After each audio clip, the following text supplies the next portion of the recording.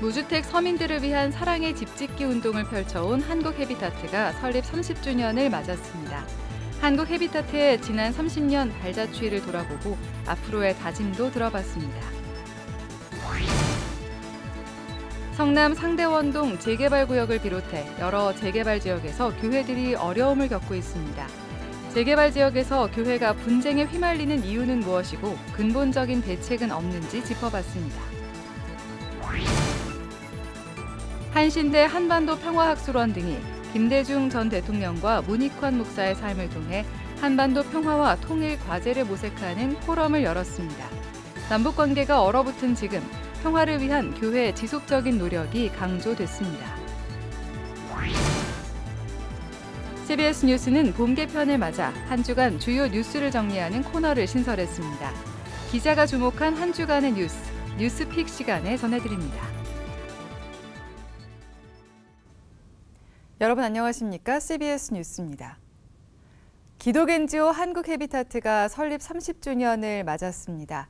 무주택 서민들을 위한 사랑의 집 짓기 활동을 펼쳐온 헤비타트 활동의 의미와 앞으로의 계획을 들어봤습니다. 오요셉 기자입니다. 서울 성수동에 마련된 한국헤비타트 30주년 기념 팝업 스토어.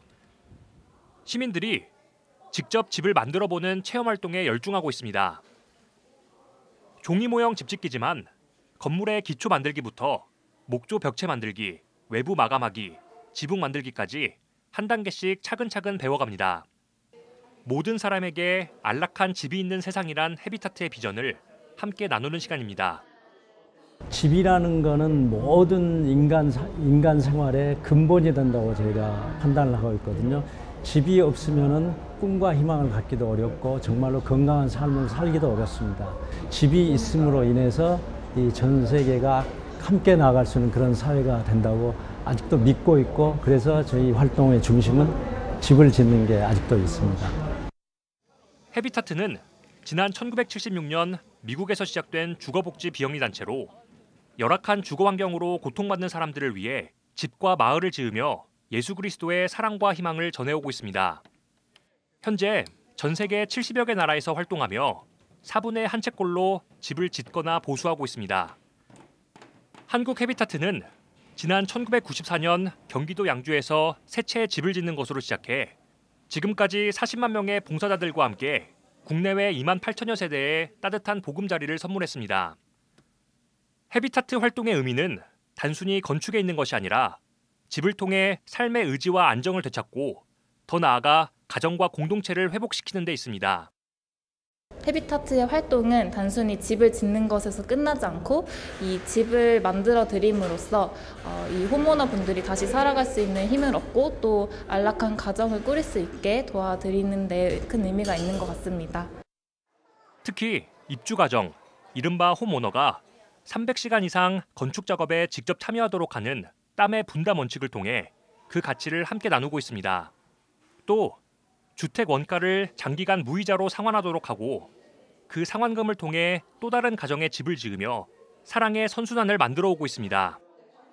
정말로 그 삶이 어려웠던 가정인데 나중에 20년 후에 성인이 되고 그분들이 커서 지금 현재 헤비타트의 후원자가 되신 분들이 계십니다. 나눔에 대한 가치를 느껴서 저희 헤비타트 운동에 동참해 주시는 분들이 많이 나왔다는 거, 헤비타트 입주 과정에서 그런 게 저희가 정말 사회에 큰 영향력을 끼쳤다고 보고 있습니다. 올해 설립 30주년을 맞는 한국 헤비타트는 1인 가구 증가와 가정 해체, 저출생 등 복잡한 사회 변화 속에서 새로운 사역 방향을 모색하고 있습니다. 지금은 저희가 조금 더 맞춤형 주거 솔루션을 개발을 할 예정입니다. 대상을 신혼부부 가정을 특정을 하거나 아니면은 지금 독거노인이라든가 1인 가구들이 굉장히 많이 늘어가고 있는데 그런 분들을 특정으로 대상을 한다든가 주거 개선이 필요한 아동들이 많습니다. 그런 아동 가구들에 대한 특정 맞춤형 솔루션을 좀 개발을 할 계획이고요. 헤비타트는 앞으로도 주거 소외이웃이 없는 세상을 위해 꾸준히 노력하겠다는 다짐을 전했습니다. CBS 뉴스 오요셉입니다.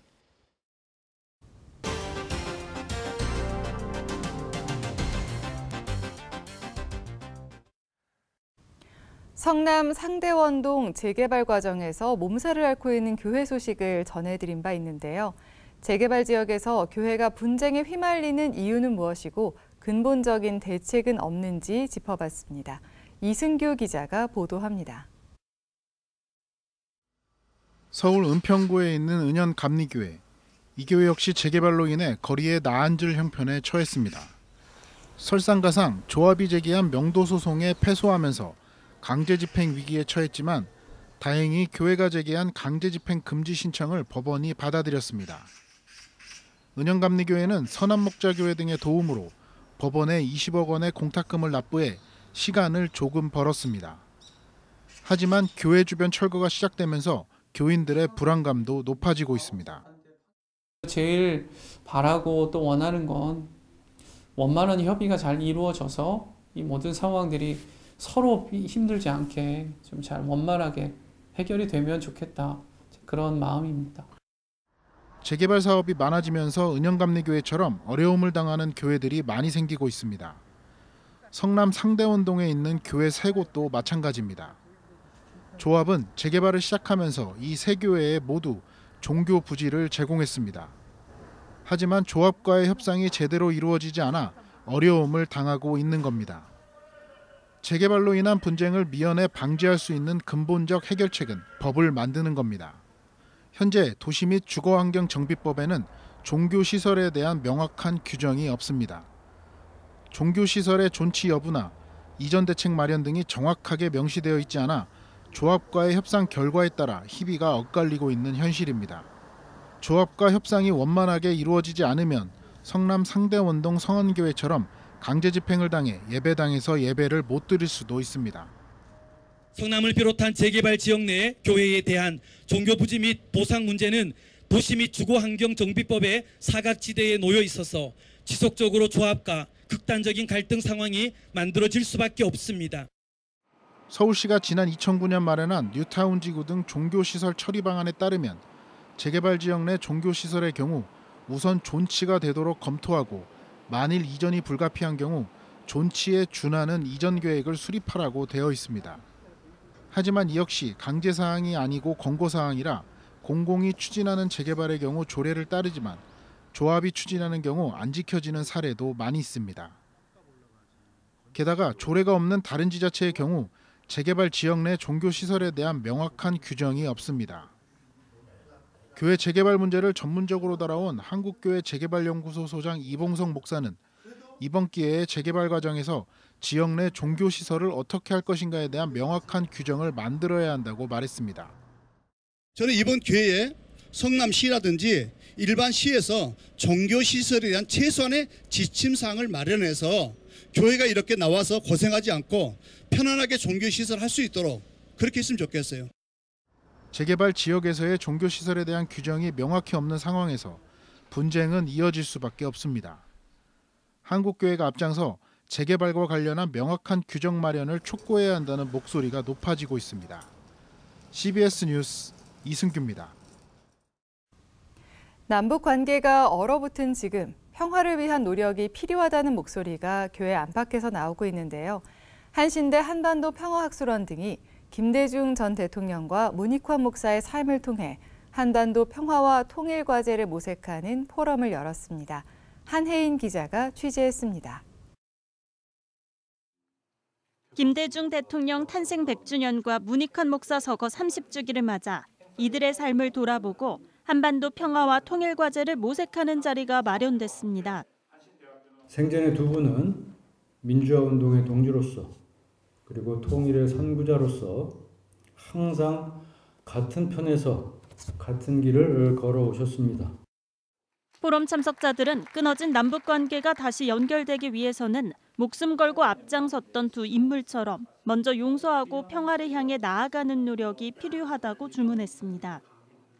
두 분 모두 목숨을 걸고 그러한 길을 걸으셨고 용서와 화해, 통합, 민중과 민족의 부활을 강조하셨습니다. 말할 수 없는 고통과 위협과 억압을, 생명의 위협을 당하면서도 그 길을 멈추지 않으셨습니다. 이종석, 김현철, 이인영 전 통일부 장관들의 좌담회도 이어졌습니다. 역대 정부에서 통일부 장관을 지낸 이들은 한반도에서 전쟁이 일어나서는 안 된다는 데에 뜻을 함께했습니다. 김대중 전 대통령과 문익환 목사가 정부와 시민사회 입장에서 북한과 교류에 나선 근저에는 전쟁 없는 한반도와 평화를 향한 각각의 사명이 있었다고 설명했습니다. 체제 통일에 앞서 사람의 통일, 즉 남북이 교류할 수 있는 여건이 마련될 때 통일에 다가갈 수 있다는 의견이 나왔습니다.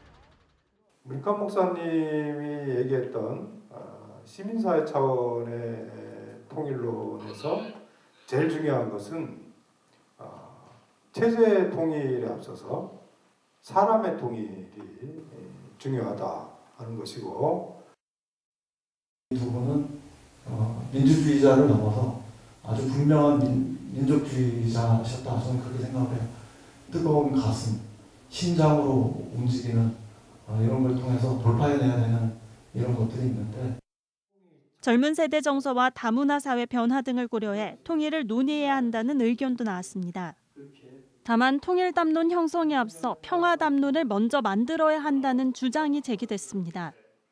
너무 통일이란 말에 매몰되지 말고 통일보다는 평화, 그다음에 통일 담론보다는 평화 담론을 만드는 거에 시민사회나 또 우리 쪽에서는 많이 애를 써야 된다 이렇게 생각합니다. 포럼 참석자들은 고 김대중 전 대통령과 고 문익환 목사의 평화와 통일을 향한 열정에서 얼어붙은 남북관계를 다시 풀어갈 지혜를 찾길 기대했습니다. CBS 뉴스 한혜인입니다.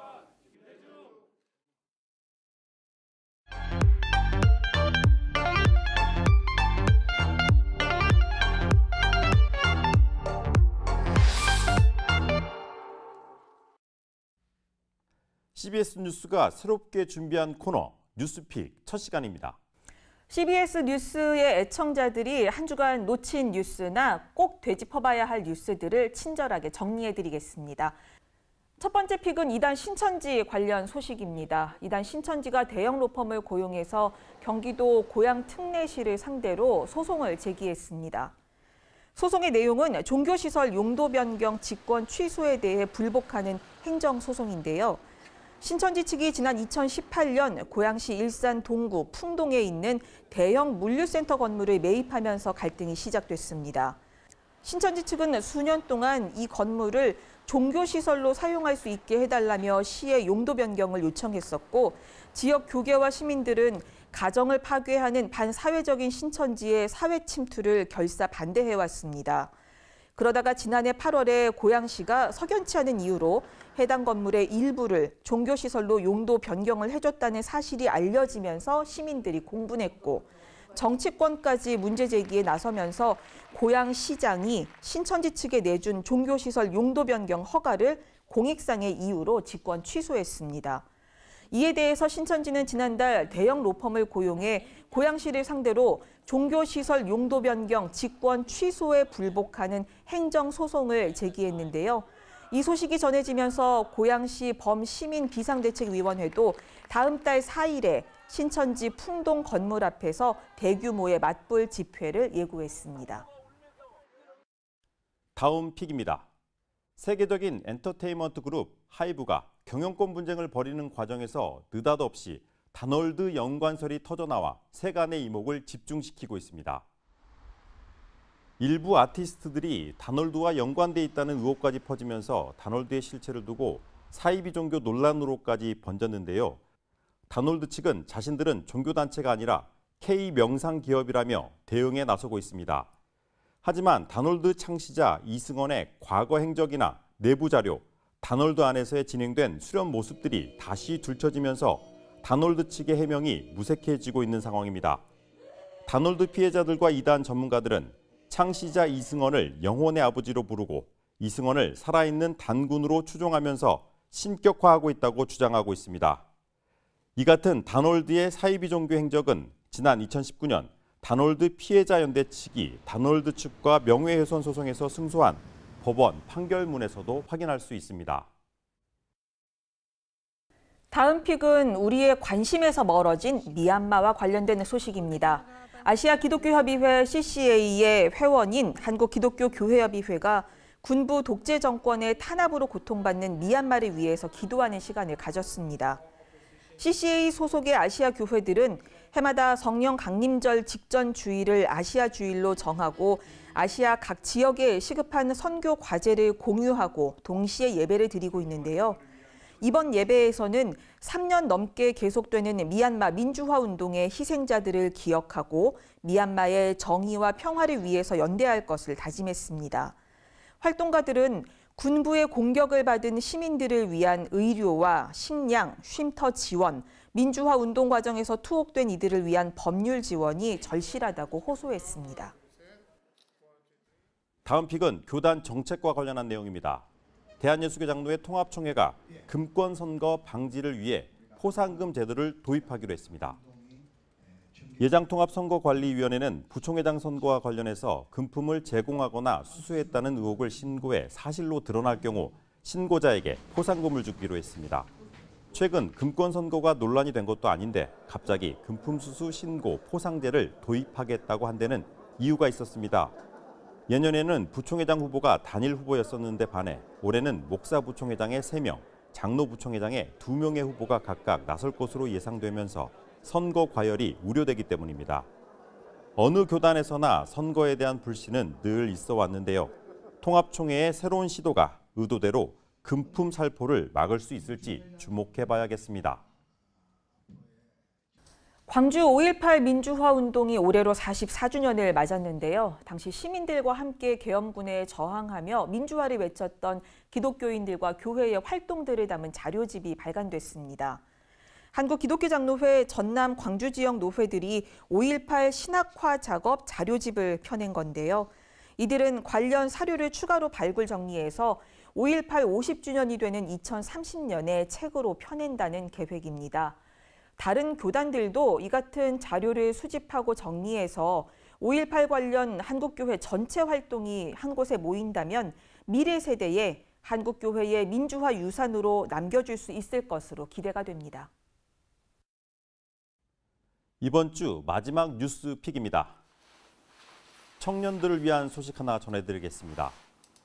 기훈실 청년희망 재무상담소 윙즈가 청년들의 저축 습관을 만들어주는 청년 윙즈 프로그램을 시행하고 있습니다.